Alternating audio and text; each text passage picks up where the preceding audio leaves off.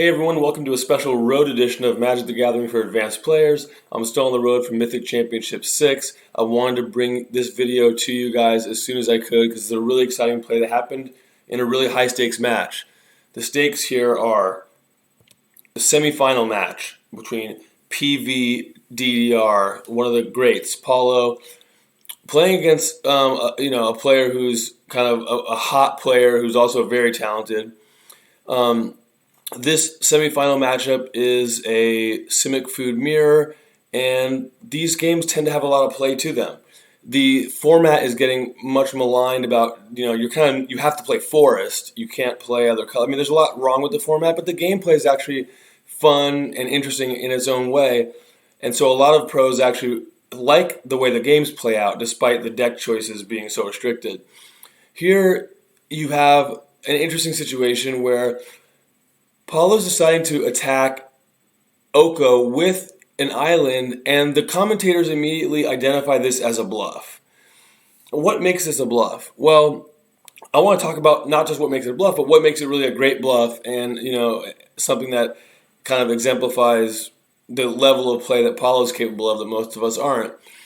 So what makes it a great bluff is the card Gadwick the Wizened in Paulo's hand costs 3 blue and draws X cards. Nissa can untap another land, generate even more mana, and ultimately, if Paulo just did his thing without attacking, draw 4 cards is really powerful.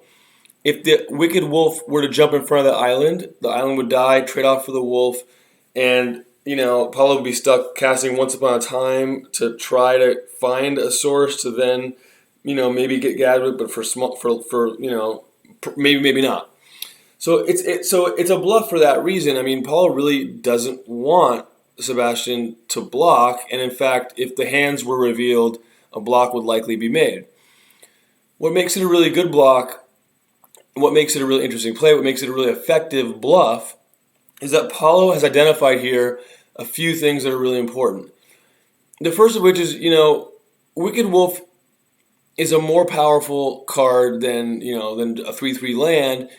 And what makes it more likely that your opponent's going to trade off is when they don't have a way to make food in a subsequent turn to then turn on the Indestructible to make that a valuable attacker, valuable blocker. And here, the Oko itself is not being attacked for lethal. So whether Sebastian blocks or not, the Oko is going to survive, be able to make food, and make that Wicked Wolf really valuable on the battlefield. And so, in order for a block to happen here, there'd have to be something weird happening, like a second Wicked Wolf in hand, so that food already has kind of its assignment, for example, that could lead to a block. There's some risk here. So the fact there's risk, and but there's also upside. That Oko swinging down from 4 to 1 makes that more manageable. The other thing that makes it nice about this, it's an island that's animated, not a forest. It only makes 1 mana. It doesn't even change the Krasis math, for example. That's an interesting thing to note. It's interesting because, Nissa wasn't used pre-combat. There's some indication here that Krasis is coming. And the island won't really change. It won't change how many cards are drawn or how much life. So there's a lot going on here. But what makes this a really, really great play is that Paulo is playing a mirror match in a way that puts, himself in the opponent's shoes and say, look, this is actually a really hard block to make. You have the normal equity of, well, I'm attacking, therefore I must be okay with the trade. So naturally you're going to want to be reluctant to block in some instances. But also here, the fact that you're not even getting the Oko off the board means that you're not even, your opponent is not really incentivized to block. Oko on 4 and Oko on 1 aren't all that different. It's probably not worth sacrificing my wolf while I don't have any food in the battlefield. So Paulo quickly, incredibly assessed all of that and said, this is a spot where the opponents are just not going to very often block. And in fact, if you go into, what happens next, the damage was taken. I mean, so the Oko moved down to 1.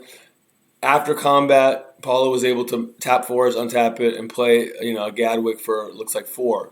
And, that's obviously a big swing in the game. That might not have happened that way had that block been made. So this is kind of, a play at the highest level, and it's a top-level play. It shows why, Paulo is one of the greatest of all time. And it's a play that you really have to understand a matchup deeply and have a lot of respect for your opponent in order to make a play like that, where your opponent, you make this play against a random person at Friday Night Magic, you don't know whether they're going to block or not, and you can't risk it. Against Sebastian, Paul identifies this is a person I can bluff, goes ahead and does. So this is a great play. I wanted to make sure I got this video out there quickly since this is an exciting play from the tournament we just came from.